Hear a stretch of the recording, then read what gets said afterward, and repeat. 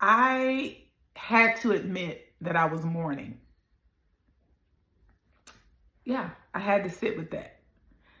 I have had to mourn. I'm Kia McLean, the poet, the healing pen coach. I work primarily with women to use the pen as a tool and a resource to heal. And my truth is, I can sometimes just block things out, but it doesn't mean that I'm not processing it. It doesn't mean that I'm not feeling. I use my journal as a tool to lay out those feelings, right? And so I have three sisters. I have one full biological sister that I grew up with, a younger sister, and I have two half sisters. Growing up, I knew about my oldest half sister, and of course, the sister that was in the same home with me. However, there was another sister that is just above me. We're not even a full year apart, we're 11 months apart. And we found out about each other at probably between 11 and 13 years old. I don't truly remember the age, but I know that that was the timeline, 11 to 13. Nevertheless, we met, and I did not have a close relationship with my younger sister. We were close enough because of proximity, but we weren't really close. Anyway, the sister that I find out about at 11 to 13, we didn't immediately hit it off. But years later, we would potentially reconnect, and early 20s, we would potentially reconnect and become close. Over the years, though, I noticed that my gut was not sitting right with the relationship that we had. It didn't feel sincere all the time. It didn't feel, I didn't feel 100% supported all the time. And I felt like there were a lot of comparisons or just a lot of negative emotions towards me. The oldest sister, that is a whole nother story. I haven't seen her in many, many years. I used to adore her. I used to truly adore her. But she had her life issues that basically separated her from all of us. And so it's been many, many years since I've seen her, and I've had to mourn every sister that I have in my life. Because this year, I decided to go no contact with the sister that I met between 11 and 13, and that I became close with in my early 20s.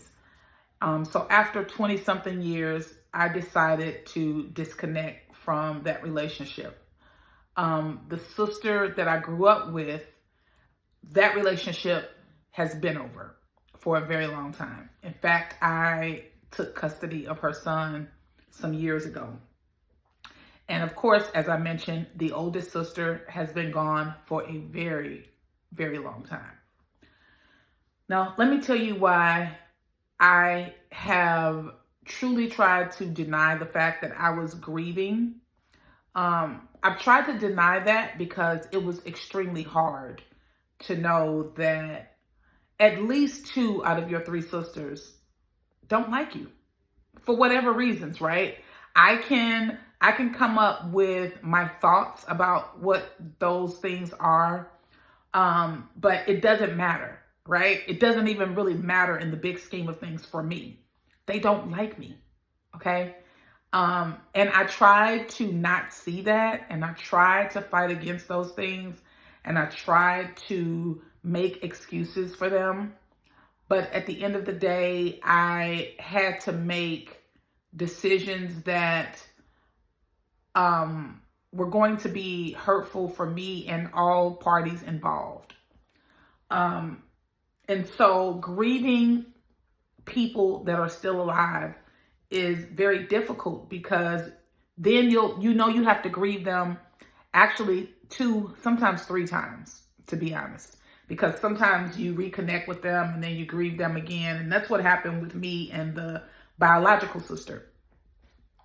But nevertheless, I say that to say I have to journal and express my emotions in an honest way and release how that makes me feel, release those emotions and how that makes me feel. I need to feel the feels. And um, that can sometimes be challenging. And I don't know if anybody else has had to mourn family members, siblings. I've had to mourn other family members. It's not just my sisters. But one of the things that happened was I would seek those types of connections and relationships with other women that I would meet. And this is how people would get close to me too fast, because I was seeking and yearning something that I didn't have. I've never had this close, true, sincere, sisterly relationships with any of my sisters. And although I loved each of them in a different way and in my own way, I had to be honest with myself about, if you cut off people who don't like you, who aren't related to you, it has to work the same way across the board. And you can't be around people that don't like you, because that's not safe. It's not wise either. And knowing that you don't like me and keeping you around and keeping you in a space where you're privy and have access to things that could potentially hurt me down the road was just not a smart thing for me. And so I had to make some tough decisions. And so I'm openly and honestly speaking about the grieving process of grieving people that are still alive, but that you've had to disconnect with for your own sanity, for your own healing process, and for you loving yourself more than you love people who mistreat you, don't see your worth, don't see your value, don't see how you love them, and potentially can try to destroy you because of how they feel about you. And so for anybody, like I said, that's out there mourning people that are in their families or close friends that they've had to walk away from and disconnect from, journal, release those emotions, release those feelings, put that on paper and express yourself. One of the journaling prompts that I used to just kind of honor these feelings and allow myself to process it is, Kia, how do you feel differently now that they're not in your life? And I can truly answer that very shortly here, not to the extent that I did in my journal, but I do feel lighter.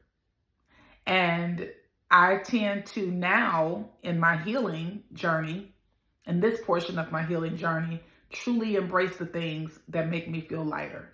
And I encourage you to do the same.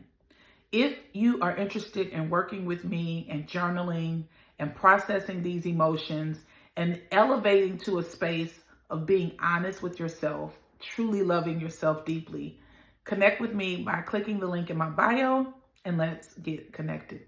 Until next time, peace.